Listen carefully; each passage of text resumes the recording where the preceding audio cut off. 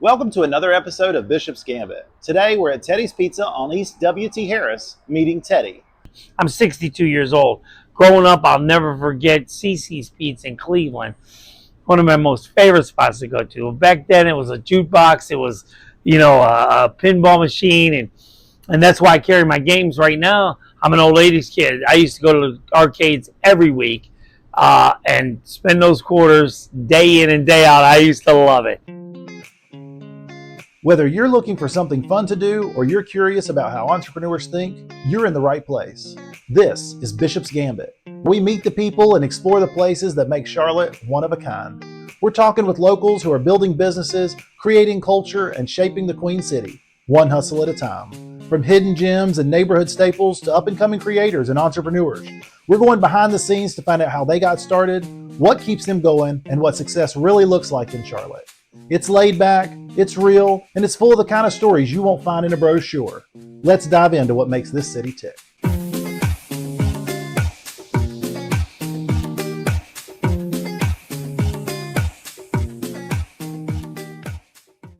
I'm the owner of Teddy's Pizza. I've been in business for 25 years. I migrated from Cleveland down here in 1996 and love it. I'm a beach guy. I love the pool. I love going to the beach. I'm a warm weather guy, and in Cleveland, we're knee deep in snow all the time.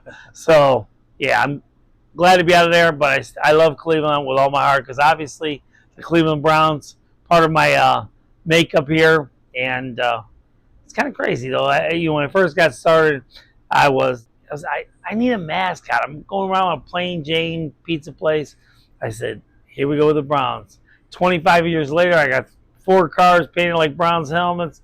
My entire store is decorated in Browns, and it's just never ending. Customers bring me stuff, which I'm very thankful for, and it's ongoing. Yeah, I can really appreciate what you're saying there about the weather. I've always said I'm not moving up north because I don't want to have to shovel snow. And now that you're down here, I can understand you not wanting to go back. But as we look around at your location here, you've basically got a Browns museum. You have jerseys up, you have all sorts of different memorabilia for your customers to see when they come in. So that's a really interesting thing that you have going on with the Browns theme. And you talk about your cars, you definitely can't miss those as you're driving around. I have people that wave me down, flag me down, and be waving and beeping their horn and, hey, Teddy, what's going on? It's a really great feeling to know I'm liked, and people like the cars, and they like me, and of course Teddy's Pizza. Absolutely. And as I look at your menu, I see that you carry a lot more than just pizza. So can you tell us a little bit about the food and the different types of things that you carry? When I first got started, people were saying, only do pizza and wings. Well, listen, that doesn't work because everybody wants something different. Well, fortunately enough, I carry everything. I've designed my menu so you can eat here every day, 7 days in a row, and never have the same thing twice, which has been a tremendous bonus throughout the years. And the hell, I'll go some nights where I'm not even really selling a lot of pizza. I'm selling those wings. I'm selling a steak sub or chicken Philly or meatball or, even the spaghetti, lasagna, pepperoni rolls. People love the pepperoni rolls. But I make a little tradition, and that was the thing that started up in Pennsylvania. And, where you get like a little loaf with pepperoni and cheese in it. Well, I've made them like little cinnamon rolls, and those come out great. You roll it up, you slice the dough, and the cheese and the pepperonis, and they come out with like little cinnamon rolls. We bake them on one side. They're fantastic. And a big hit here at Teddy's Pizza. Well, I definitely agree. When you showed me your pep rolls, I thought that was an interesting little different type of product that I hadn't seen anywhere else. Pretty cool little idea to make them like cinnamon rolls. Well, and one of the things that really stuck out to me, Teddy, was your quality. As I looked at your menu, and let's talk about your burger. I saw your burger. It's actually a really big burger, and it has high quality meat. Tell us a little bit about that. You're right. We do have a tremendous burger. It's 100% black Angus beef, and you can get one for $7.25 right now. I have a very unique menu. I keep the prices low. But, unless you shop around and you think you're not just going to go with just a big name, Wingstop or Papa John's or Domino's or Pizza Hut. Well, it's definitely a different style, one that you don't normally see. And you talk about being a mom and pop shop. You know, this is your only location. You opened up here yourself 25 years ago, as you said. And we talk about that 25 years. That's a long time to be in business. I saw a statistic that said that most businesses go out of business in the first 5 years. It's about 80% of them. And then as for the ones that make it past 20 years, another 80% of those fall out. So you're in a really small crowd of restaurants that have made it this long. Well, there's no question, but throughout the years, I'm willing to sacrifice. Like, up and out, someone doesn't show up, or they're late, or they're whatever, you know, running with whatever crew you are, you've got to make up for that. And if you're a true business owner that is willing to make those sacrifices, 16, 18, 20 hours a day, if that's what it takes to make it successful, then that's what you have to do. But, you know, a lot of people are like, oh, well, I can do this in 6 hours or 8 hours, and I'm going home. No, it doesn't work like that. Business doesn't work like that. In order for a business to be successful, you have to be willing to be there and sacrifice your time. Now, over the years, I've sacrificed a great deal of time. There's been times when my wife didn't even like me, but you know what? It's Dad at home that has done everything and be able to afford what we can afford because of my sacrifice. And you think it's been worth it? I mean, that's a lot of, no question, hands down. Hands down. Not only do you know, the people that hire that work for you, you meet a lot of interesting people that come through. You know, they're like, oh, well, I had Papa John's last week. It was terrible compared to yours. But because they were willing to check it out, and I want people to go other places after they try mine, double check, make sure that I'm doing things right, and they always come back. I've even had people that were mad at me. I might have messed up their pizza or done something by accident. We're all human. I make mistakes every day.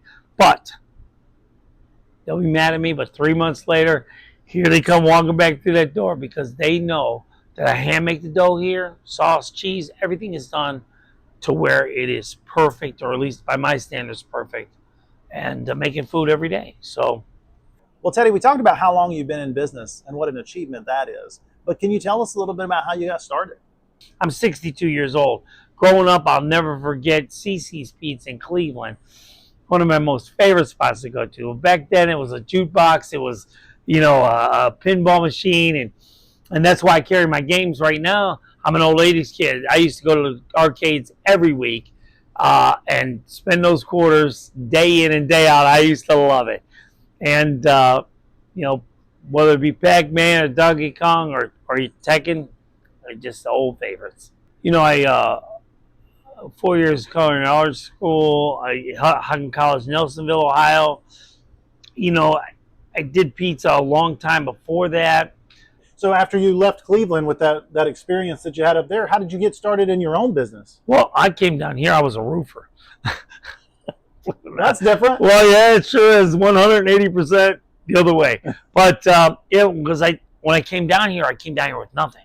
I mean, zero. I left everything, including my house in Cleveland, and it's kind of crazy. I was that, and then I ended up getting a serving job at Red Lobster on Elmar Road. And then I went to work for Meadowview Steakhouse. Ended up going from server there for a few years to GM. And then finally my brother was like, hey, let's start a pizza place. You have all that knowledge. Well, you know, it's just going to waste. Let's do this. I'm thinking, man, okay, let's give it a shot.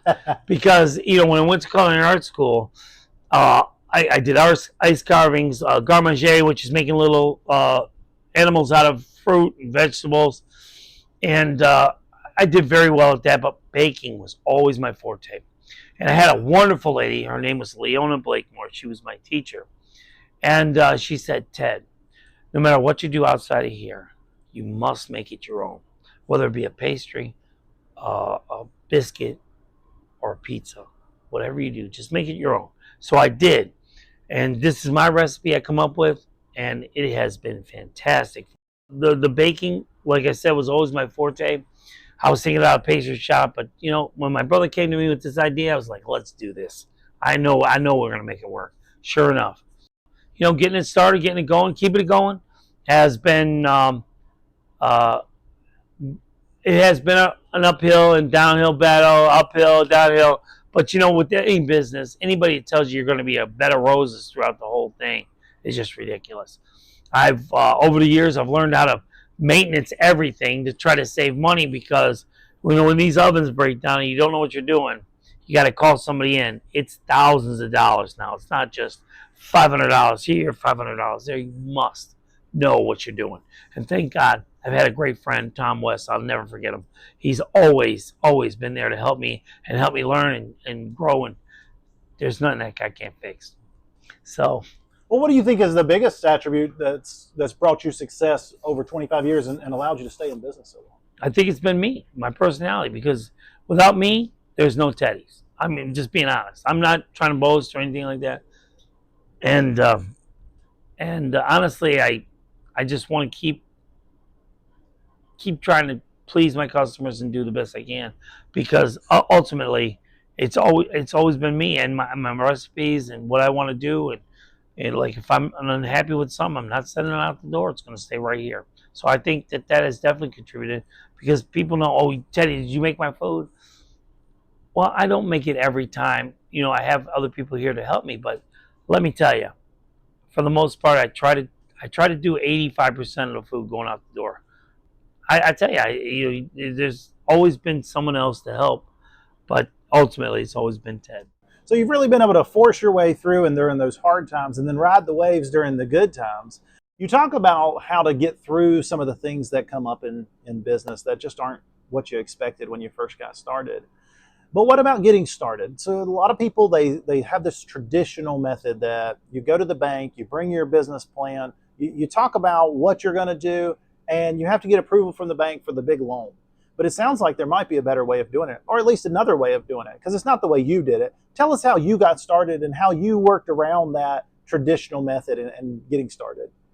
There is, as long as you're willing to sacrifice. I can't emphasize that word enough, because you might have enough to start, but you might not have enough to buy the fryer right now.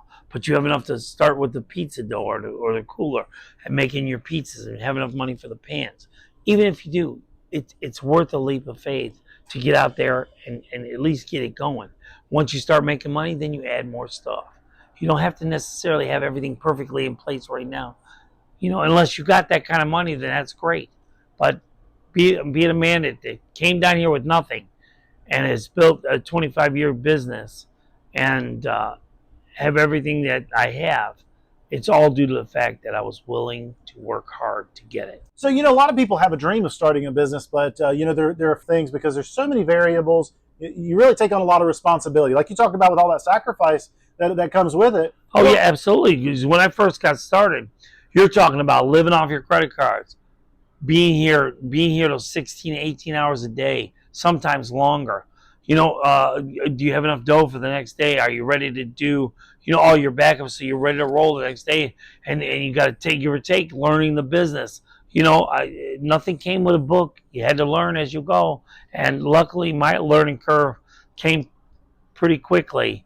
But, as business increased, where you need 7, 8 people a day instead of maybe 2, 3, during the slow days. And then you have to learn all that. You have to, make it happen.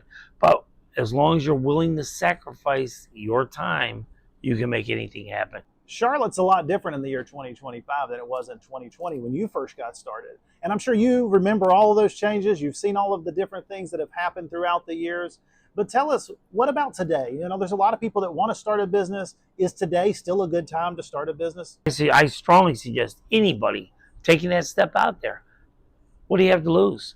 But when you do get that independence and you're running everything and you're able to make enough money off of it so you can support your family, buy a house, do all that stuff, God bless you. I wish you all the luck in the world. But it's not for the timid.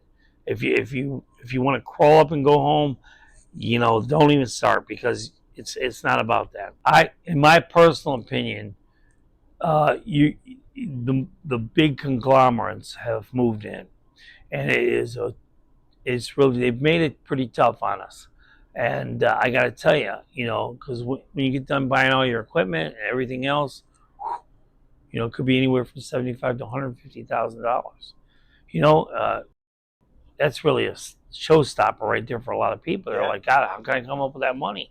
And you mortgage to the hilt, and you try to do as much as you can, and you pay that off as soon as you can. It's not just about putting money in your pocket. It's about just paying the bills. Because your first 5 to 6 years, that's all you're doing is paying bills. You're not making no money. You know, luckily though, you're able to pay back your credit cards, because you can't keep reaching in your till. Because if you keep reaching in your till, you're going to be broke, and you can't keep up with the Joneses. You can't keep up with them people. The Joneses are broke. Well, let me tell you, they're broke. So, other than that, I mean, you know, just it's been an experience. I'm thankful for everything. I'm thankful for all the lessons it taught me. You know, how to deal with people, how to order your food, how to, you know, shop for a bargain. You know, because that matters. It all matters. Because any businessman that doesn't put money back for anything that might come up, the dough machine might go, the oven might break down, the fryer might go out. You have cooling, like refrigerators, walk-in coolers, freezers. They run all the time, every day. It's not like a house refrigerator or a freezer that okay, is in a controlled environment. It's hot in here. You know, they have to make up for a lot of heat. They break down, and they break down constantly. You might get, even if you go out and buy a new unit, it's only going to last 3 or 4 years, and it's going to need to be serviced. Now you've been here 25 years. You said you're 62 years old, but what are your plans for the future of the business? Are you trying to grow the business? Are you just trying to maintain? Are you happy with where it's at now? I think as long as I'm around, I tell you, will always be around. My capacity might change, but, you know, I grew up loving pizza. You know, I'll never forget this place in Cleveland, CC's Pizza. You know, I think I mentioned it earlier, but I got to tell you, it is awesome. It's where I was just 14 years old. My dad would give me enough money to go there. I'd put a quarter in the jukebox, listen to 5 or 6 songs, get a pizza, and play pinball. And I just absolutely think that is just such a golden memory of mine that, you know, it just forever is something that I wanted to do, and to come through and make it happen. It's like a dream come true to me, you know. And you follow your dreams, man. They're out there. You can make it happen, no matter what. Well, Teddy, we've got a lot of people in our audience who's probably never been here. Can you tell people how to get in touch with you, how to find your restaurant? Well, I'm on Google. Luckily, you can just Google me and it'll come right up. But I'm on 5820 East WT Harris, next to Wingstop, next to McDonald's here, facing WT Harris. And you can't drive by and not see the 3 orange Browns helmets outside the cars.